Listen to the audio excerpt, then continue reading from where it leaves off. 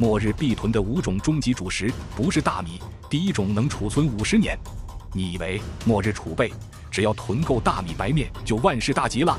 营养单一，保质期短，依赖烹饪，这些传统主食的致命弱点，在长期危机中会被无限放大。本期世界探索站就来撕下这些家常主食的温情面具，为你揭秘5种真正的终极主食。第5名，玉米粉。它不仅烹饪速度快，节省燃料，更重要的是，它隐藏着一个可以点石成金的古老秘密——减法烹制，即用草木灰水浸泡。这个技巧的精髓在于它能解开玉米中被锁住的2大核心营养。首先，玉米虽富含维生素 B3， 但它们大多处于人体无法吸收的结合态，而草木灰水等碱性环境就像一把化学钥匙，能将其释放成可被直接利用的游离态。这也解释了为何以玉米为主食的玛雅文明能建立辉煌帝国，而后来的一些欧洲人却因吃玉米得了可怕的糙皮病。其次，玉米蛋白天然就缺少赖氨酸和色氨酸这2种关键的氨基酸砖块，而减法烹制的过程能优化玉米的蛋白质结构，提高这2种关键氨基酸的生物利用率，让这份植物蛋白变得更完整、更有用。第4名，藜麦。在末日，当肉类稀缺，蛋白质成为最大的奢侈品时，藜麦就是唯一能充当主食的肉。它是极其罕见的自带完全蛋白的植物性主食，含有人体所需的全套必需氨基酸，同时它富含纤维、镁、铁等多种微量元素。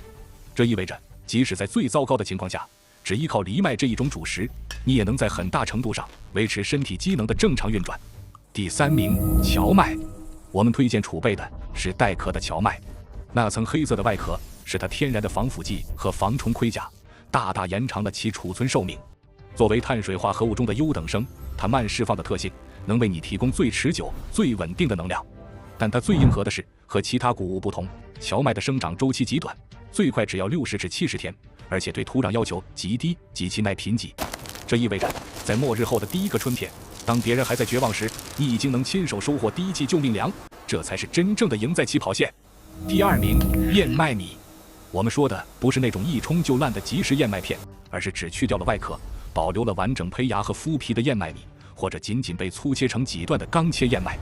首先，它是慢速碳水的王者，富含可溶性膳食纤维贝塔葡聚糖，能提供极其持久的饱腹感和稳定能量。其次，也正因为其颗粒完整，它才拥有超长的储存寿命。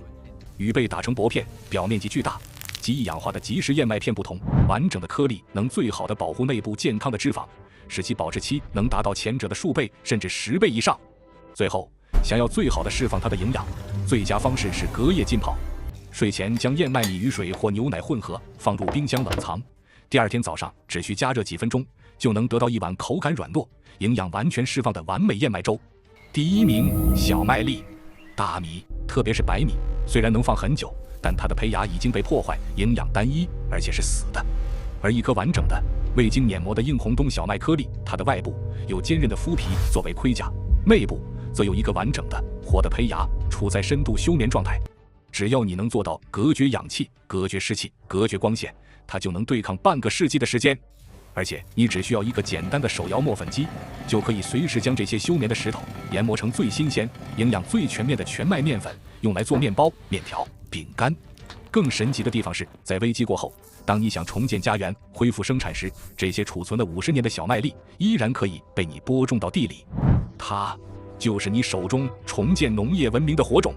好了，如果你觉得本期内容让你对粮食储备这件事有了全新的认识，请不要吝啬你的点赞，并分享给所有你关心的人。手中有粮，心中不慌。我们下期再见。